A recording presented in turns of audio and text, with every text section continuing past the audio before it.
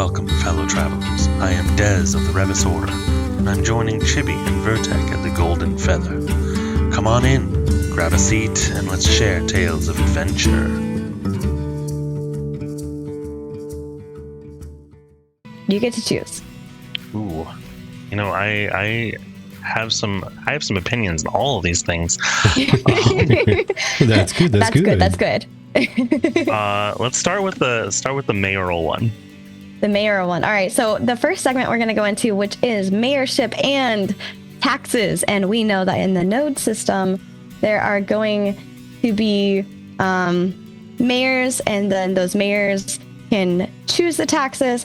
But in this particular case, one of the people that we've recently had the pleasure of hanging out with more often, his name is Boxstream, put a post out saying that it would be really cool to have like a 5-minute before the node or the siege happens, where the mayor can give a in-person or in-voice speech, and it would be something that everyone would be able to hear. And there's some talk back and forth about like teleporting them and or having it like be area wide for their side of the fight. But what are your thoughts? Okay, so I'm definitely against the teleport thing, although for RP it would be pretty nice. Yeah. But if you're preparing for a siege and you're in the middle of like your last little preparation steps, the last thing that you need to do is be teleported into a stage to hear somebody talk. Mm-hmm. So if you're gonna have something to give like a buff, have it be area wide. Yes. And hell, you could have the enemy hear it too as a debuff. Ooh. Ooh. But I mean, it's kind of cool in a way, but then you also open it up to now you have to moderate that kind of thing. And if you're putting that open voice into it, then what other messes can you get into? Because we did have some people in some of those forums being like, I'll just become a mayor just to tank everything. So I'll just get this as toxic as hell. No, we don't want that. What are your thoughts? Okay, go ahead. I think it would be neat and potentially something that they would only need to do a little bit of a tweak to. And that would be, they're already talking about having proximity chat in taverns, right? So what if they made the proximity really large and they gave only somebody with mayor capabilities the option to use a specific podium, and using that podium logs them into the chat. They can broadcast their voice for 5 minutes. And it's just a large proximity that fades as you get farther away. That could actually be pretty neat. Okay, yeah. I like that. That's awesome. And then we could add the debuff thing. If the enemy is too close when you're doing it, they get a debuff. Their morale starts going down. Debuff. Yeah. Or even the person who, you know what? Even outside the gates, there could be a similar podium for whoever initiated the siege, and they could do the same thing. Counter propaganda. Yeah, they could work up their own team's morale, and then if people are trying to play spy or whatever, their morale is going to debuff them, or their morale is going to be debuffed because they're too close and trying to sneak in, and they're hearing all the motivational speech from the other team. Yeah. Even if there's not a speech going on, you could just have that rolling like you're too close. Interesting. Well, there was a lot of discussion within the forum there on, well, you could just use Discord, and like, why would you want like voiceover, like invoice in game kind of thing?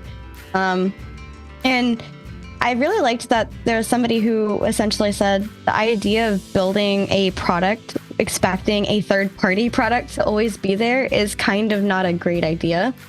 And so I personally prefer the whole option of, well, if you don't want this, you can turn it off and you can go use the third-party thing. Or even being able to have it where maybe you can broadcast in both. Because, I mean, again, with a mayor siege like that, you know, you would want to be able to hear it, but you're not necessarily always going to be in one giant Discord. Like, some people would rather just stick to their little tiny, this is our guild Discord or my friend's Discord only, and like they may not want to be in this huge server-wide Discord listening to the siege. Plus, I don't even know if it would handle 50 people in a Discord call at once. Oh man, that'd be ridiculous. So, you know, things like that. Yeah, and you can't always take third parties as a given, but you can always turn off settings in a game that you don't want. So, yep, that's kind of where I stand. On the topic of like knowing if that the thing's going to be available. Right. When we started, it was Ventrilo. Right, exactly. Ventrilo is still around, but yeah. But also the other thing is with the area wide, I prefer the area wide because if I'm not frontlining, if I'm in the back and I'm like preparing stuff, I don't know, doing alchemist stuff. I would rather like to be able to hear it, and it also would sound kind of cool if you could hear it kind of echo, almost like off in the distance. Yeah. Like, today, my brethren, we shall take this castle by siege. You know, like, you know, just off in the distance, and you're just like, do. I'm cooking potions. I don't know. These orcs have been stirring up so much trouble. Yeah. Yeah, like a stage thing. Yeah, you could probably do that. But I imagine you'd want something better like Vent had, where you could have the person who could talk to all groups. Like, so the overarching GM or raid lead, you would branch off into smaller groups. Maybe the healers or a couple of people would be in their own little thing. And then you had the overarching person who could be like, all right, everybody, this, like, stage 3 is coming in. Watch this, watch that. And then like pop into specific chats and be like, hey, you're stepping in the red too much. I need you to just get out of it. Like, I just liked that benefit a lot. So Intrepid, if you could do something like that, that'd be super cool, but also intense. Probably. It'd probably be really super intense, but I mean, we are using Amazon Web Services, so I don't know. Sure, never know. But on that note, with the whole mayor sieging things, let's talk about something that is probably on a lot of people's minds right now, and that is taxes. Oh boy. Yeah. Oh boy. Whether in game or in real life, taxes are not always that fun, but let's just hope your mayor is nice and does not give you like a 30% tax grief. And that is what this Reddit post is talking about from Aruto. Is anyone else extremely worried about the inclusion of taxes within the game? To keep it short, taxation is one of the worst experiences in real life, and for some reason, they thought that it would be a great addition into the game. What positive experience does taxation add? But the bigger problem sits in that it's extremely bad for new players, solo players, or otherwise the majority.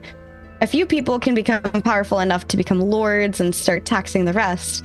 They can then use that to become more powerful and keep the rest down. Congratulations, you've replicated feudalism, which is miserable for about 100% of the population.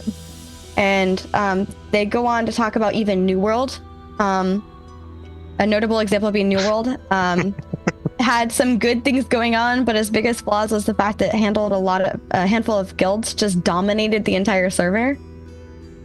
So, for those of you that are worried that you're gonna have a mayor like Steven did in one of the most recent dev live streams where the tax rate was crazy, what would you guys say to those people, or what do you think of that?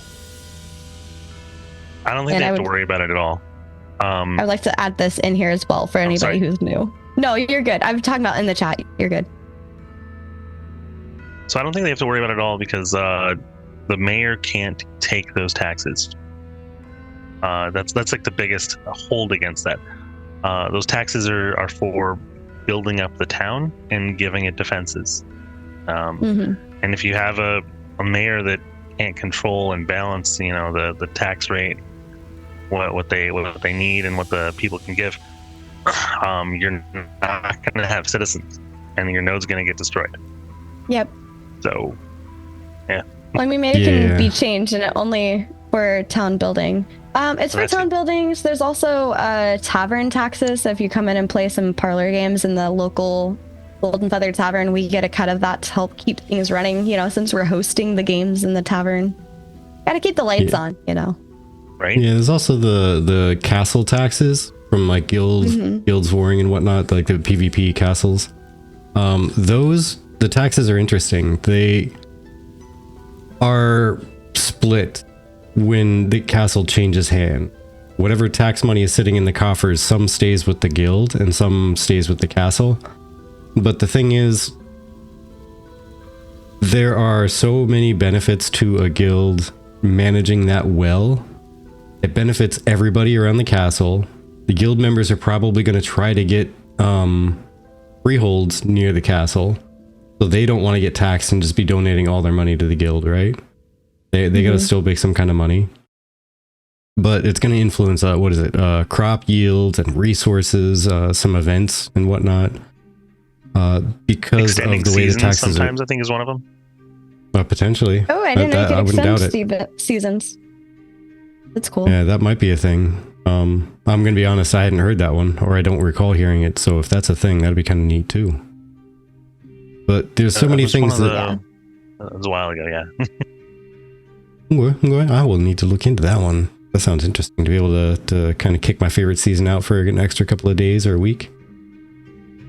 But yeah, there's benefits to them managing it well. And you know what? Once a month, there is the opportunity for everybody in the area to forcefully take it out of a guild's hands. And if you're on a server where a guild is able to just absolutely dominate one castle, then, I don't know, live in a different area. And then they won't get your tax. Get all your buddies and go take that place. Yeah. I mean, in theory, something like, some of the bigger guilds, we'll go ahead and leave them nameless, but some of them that have dominated other games and entire servers on other games before, probably going to do that. So you either might need to just find another server because you know it's going to go that way, or just live in a different area and do most of your hunting elsewhere, or just go about life in general. Make your money how you can. Yeah. That's fair. I agree with that. For me, the taxes are interesting. It's kind of cool. I like it in terms of you put out money to get a freehold. You put out a space on that freehold to have a like, what do you call it? A tavern or a place to make weapons, whatever it is, crafting thing you chose. But also, like, the freehold is taxed based on the number of permits placed on that freehold. And I thought that was interesting. Like, it all comes back to like something, and it helps to pull money into the node so that people are not necessarily putting their own personal resources into increasing the node's capabilities. It's all coming from the taxes. It's not like person over here is bleeding money into the node versus being a shared thing. I don't know. It's one of those things. I'd like to see how it goes, but also, like a lot of people said, you could always just kick the mayor for going crazy with the taxes. Mad Hunter says, I mean, if there's a large guild that controls a node and a majority of the guild members are in a node, the taxes would be low or none, and any who happen to be there also benefit. The taxes would be low or none, and anybody who's there would benefit from it. Because again, it's kind of cool because you can, as long as you are, I believe, a citizen. This is me guessing. If you're a citizen of a node, you have access to all the crafting stations of a node, kind of thing, versus like freeholds and stuff like that. So I don't know. It's interesting. Yeah, no. The one thing that I don't think I'd heard any mention of is, and it may have, and I just forgot, but the guild castles, the PvP. I know there were like 3 weeks where you can start to build things up and level up this and level up that and whatnot. But do you recall hearing if after the castle siege, if it starts back at ground zero, or do they maintain whatever they still had at the end and they just need to rebuild again? So you cut out a little bit there for me, but you're asking if what the money pool is maintained, or if it goes back to zero? So or basically, the buildings that get built up around the castle. So yeah, the castle, there's 3 weeks in the month where the guild can take tax money and whatnot, and they can spend it on strengthening the castle's defenses, strengthening the nodes around the castle, etc. And then the 4th week is War Week. That's the siege. You go to try to take over the castle, then you have that one like at the end of the week or something like that. But during those 3 weeks after a siege has been completed, I was curious if they need to rebuild all the defenses from the beginning, or if they maintain everything, whatever was left standing at the end of the siege, whatever didn't get destroyed. I'm gonna look on the wiki for that. But while I do that, I'm gonna go ahead and go one step further with the castle taxes and NPC caravans. This is also from Reddit, from DK Slater, LOL. So, can NPC caravans that are generated for collecting castle taxes be raided? And if so, will the tax gold that they are carrying be lootable? They tried looking through the wiki, but Stars says, kind of responded to them, says that they can be attacked and they do need to be protected by the controlling guild of a castle in order to get paid. The last time that we heard about it. So, like, what are your thoughts on that? I'm gonna go look up your question about the node siege thing, buildings. I think that's correct. I think that's the last one I remember. And yeah, if you're having money moving around, you're gonna want to protect that anyway, or you're just gonna lose it. Like, that's free money if you don't. Yeah, and yeah, it's interesting how all that's gonna work. From what I know, yeah, it's gonna be lootable to a degree at least. Who knows? They might do something along the lines of it being tainted. Like the glint, tainted glint, or whatever it was, stolen glint, where it ends up being worth less. So like gold coins are scattered in the woods when you destroy the caravan, so they just can't be recovered. Some gnoll or troll runs around and grabs them and runs away with it or something. Yeah. Oh man, that would be a crazy mini game. Absolutely. That would be fun. Like, kind of like I think I saw it in WildStar, somebody was playing, and they had to chase the loot goblin around to get extra loot. So like a little loot goblin comes out and picks up some of the loot, and you gotta chase him and kill him. Little mini like raid boss. Addie says, I'd imagine that the node control and taxes are going to be handled like they are in most New World servers. Unless there's a major guild that just dominates everything and is confident they won't be taken out, people usually don't raise the taxes too much in order to not have people start a coup. That way most players don't mind too much whoever has control, since they can do everything at a normal cost. And then to add into that, Mad Hatter says, next thing you know, a dragon comes for the gold. See, the reason I was asking... Oh, sorry. Sorry. The reason I was asking specifically about the castle sieges rather than like regular node sieges was because if they are able to just rebuild whatever was destroyed only, they don't have to keep starting at ground zero, I could absolutely see a guild taking over a castle, right? And they spike up some taxes really quick to build up money to, during those first 3 weeks, build up as much as they can to gain a foothold. Then after that foothold's gained, they're going to drop the taxes back down so that nobody gets off and kicks them out. No, that sounds interesting. Vertec, I definitely agree with you. It should drop down to zero. It's a castle. You've won the castle. You can take the taxes from that castle. Personally, you can just rip it out of the thing, but you really want to spend it in those keeping it going, right? Right. Yeah, more investment into the castle while you're keeping it. Yeah, exactly. But going back to the node building destruction thing, so I posted the wiki link up there with the anchor tag, so go straight to the section I'm reading.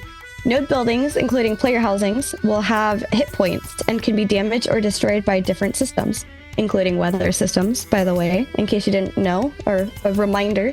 There's hazardous events like tornadoes and hurricanes that could happen. Mayors have the ability to demolish constructed node buildings. This will have a node mandate cost and will require player buy-in via a vote.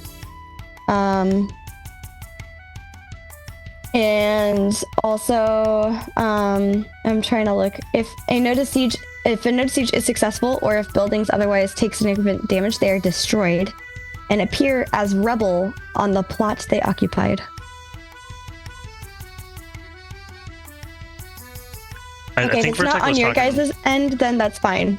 Sorry, I won't bring it up again. I'll try to write through it. I think what Vertec was talking about was when you're sieging a castle, there's points of interest you can build up, and then to get bonuses to attacking the castle, you have to destroy those in the siege. I think that's. I thought he was asking what happened to the buildings after a node was sieged, like if they stay up or if they go back to ground zero. Yes, all of the above. If the defenses that are put up and whatnot, if those stay in place, or if, let's say, like randomly nobody attacks the castle, nobody does, they leave it all alone, would every single thing that you built up in the previous weeks just stay there? That way you wouldn't need to rebuild it, or would they fade away and you need to start from ground zero again and rebuild up if nobody all the attacked defenses? the castle in the first place? Yeah. Then life would go on as normal, and as long as you maintain those buildings, they'll stay there. Well, okay, so think about this. The extra defenses you'd put up. We saw the little spike walls in the village node. Right. Let's say in a siege, those spike walls will be put in place to block off entire corridors. Those would have to be moved out of the way when you're not in siege. So any kind of defenses that would limit movement would have to be probably torn down or moved around. A lot that we haven't even seen with defending or attacking with sieges. Like, we haven't seen an update on that in like a few years. So, right. So true. Anything could be possible at this moment, I'd say. I feel like it's a little too in the weeds at the moment. Theorycraft. Yes, theorycraft.